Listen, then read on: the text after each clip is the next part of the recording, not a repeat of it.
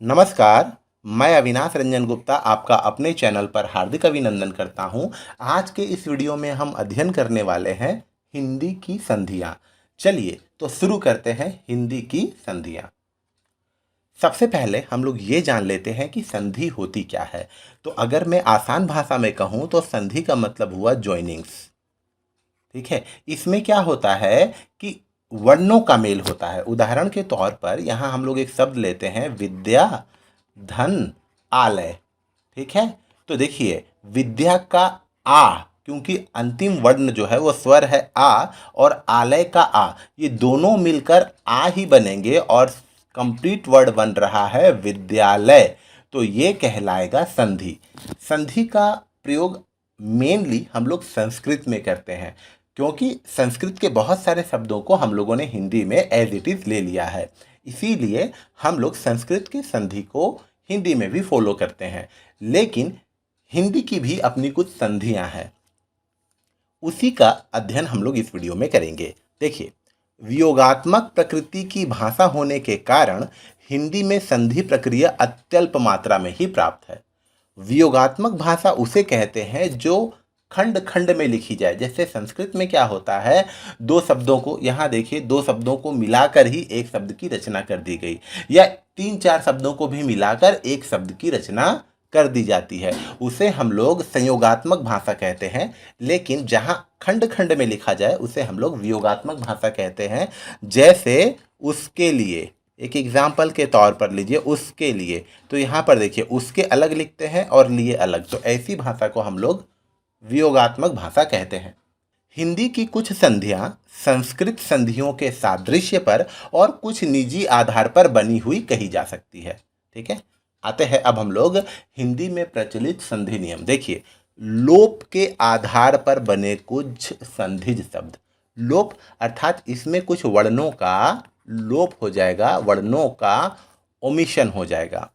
आगम के आधार पर बने कुछ संधिज शब्द। आगम अर्थात इसमें कुछ वर्णों का आगमन हो जाएगा, कुछ नए वर्ण जुड़ जाएंगे। ह्रस्वीकरण के आधार पर बने कुछ संधिज शब्द। ह्रस्वीकरण कहने का मतलब है मात्रा जिसमें कम लगेगी, और दीर्घीकरण कहने का मतलब है मात्रा या उच्चारण में लगने वाला समय ज़्यादा लगेगा। तो सबसे पहले हम लोग आ जाते हैं लोप के आधार पर बने कुछ संधिज शब्दों पर। यहाँ देखिए, नाक कटा, तो देखिए एक क का यहाँ लोप हो गया। ठीक है, हम लोग इसे बोल देते हैं नकटा। बच्चापन, तो देखिए यहाँ चा और चा, बच्चापन, लेकिन बन रहा है बचपन, तो लोप हो रहा है। उसी प्रकार देखिए खरीददार, अब सीधा हम लोग लिखते हैं खरीदार। जब ही, जब ही, देखिए अब पूरे ही का ही यहाँ लोप हो जा रहा है। अब ही, अभी, देखिए ही का ही लोप हो जा रहा है। कब ही, कभी, उसी प्रकार इस ही, इसी, उस ही, उसी, किस ही, किसी, यहाँ ही, यहीं, वहाँ ही, वहीं, कहाँ ही, कहीं, यह ही, यही, वह ही, वही, घोड़ाई, घोड़ी, काना औड़ा, कनौड़ा। कनौड़ा शब्द का अर्थ हुआ जिसकी एक आंख खराब हो। काठ का घेरा, काठ प्लस घेरा, इसे हम लोग कहते हैं कटघरा। याद कीजिए, हम लोग कोर्ट में देखते हैं विक्टिम बॉक्स, अपराधी को कटघरे में बुलाया जाए, गवाह को कटघरे में बुलाया जाए। ठीक है, तो वही वाला कटघरा देखिए लोप हो रहा है। जिलाधीश अर्थात जो न्यायमूर्ति होते हैं, जज होते हैं, जिलाधीश, और यहाँ पर लोप हो गया। तो इस तरीके से हम लोगों ने देखा कि लोप के आधार पर हिंदी के संधि नियम भी हैं। अब हम लोग आ जाते हैं आगम के आधार पर, अर्थात कुछ नए वर्ण आ जाएंगे। जैसे देखिए दीननाथ, तो हम लोग इसको कहते हैं दीनानाथ। आ का यहाँ पर आगमन हो गया, दीनानाथ। उसी प्रकार देखिए मूसलधार, मूसल हम लोग जानते हैं मसाला कूटने के लिए, जिससे हम लोग मसाला कूटते हैं उसे कहते हैं मूसल, और धार का मतलब फ्लो। तो जब उतनी मोटी मोटी धार आसमान से गिरने लगती है तो हम लोग कहते हैं उसे मूसलाधार बारिश। तो देखिए यहाँ पर आ गया। उसी प्रकार देखिए विश्व प्लस मित्र, विश्वामित्र, राम जी के गुरु। मन कामना, देखिए मनोकामना, ओ की मात्रा आ गई। उत्तरखंड, उत्तराखंड, आ की मात्रा आ गई, इसे हम लोग उत्तरांचल भी कहते हैं। उसी प्रकार देखिए दक्षिण खंड, दक्षिणाखंड। लिखना पढ़ना, इसे हम लोग कह देते हैं लिखा पढ़ी।